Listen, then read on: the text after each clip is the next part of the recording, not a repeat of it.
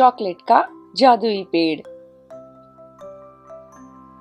एक बार की बात है, एक जंगल में दो बंदर रहते थे।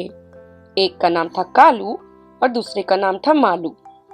वे दोनों बहुत अच्छे दोस्त थे।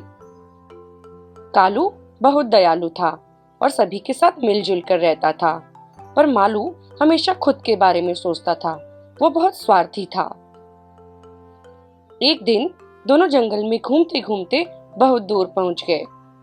दोनों एक जादुई जंगल में पहुंच गए। उन दोनों ने आसपास के पेड़ों को ध्यान से देखा। दोनों की आंखें खुली की खुली रह गईं। उस जंगल के पेड़ों पर चॉकलेट की टॉफियां लगी हुई थीं। दोनों ने सोचा क्यों नहीं चॉकलेट टॉफियों को चक्कर देखा जाए। दोनों ने एक एक टॉफियां ली और उन दोनों को वो टॉफियां बहुत अच्छी लगी। मालू बहुत खुश हुआ। उसने सोचा वो सारी टॉफियां खुद रख लेगा और किसी को इसके बारे में नहीं बताएगा। वहीं दूसरी तरफ कालू ने कहा कि नहीं, ये गलत है मालू, हमें ये टॉफियां सभी में बांटनी चाहिए। जंगल के सारे जानवर इसे खाकर कितने खुश होंगे, पर मालू अड़ा रहा। कालू ने कुछ टॉफियां अपने साथ रख ली। वो सबसे पहले कछुए से मिला और उसे एक टॉफी दे दी। कछुआ बहुत खुश हुआ। कालू आगे बढ़ा। उसने दूसरी टॉफी अपने दोस्त बंदर को दी।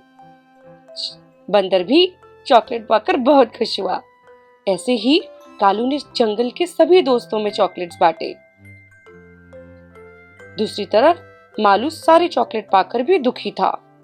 वो पेड़ पर बैठे बैठे कालू को सभी को चॉकलेट बांटते हुए देख रहा था। दुखी होकर वो वहां से चला गया। घर पहुंचने पर उसने माँ को पूरी बात बताई। माँ ने मालू से पूछा, सारी चॉकलेट खुद खाकर भी तुम दुखी क्यों हो? मालू के पास कोई जवाब नहीं था।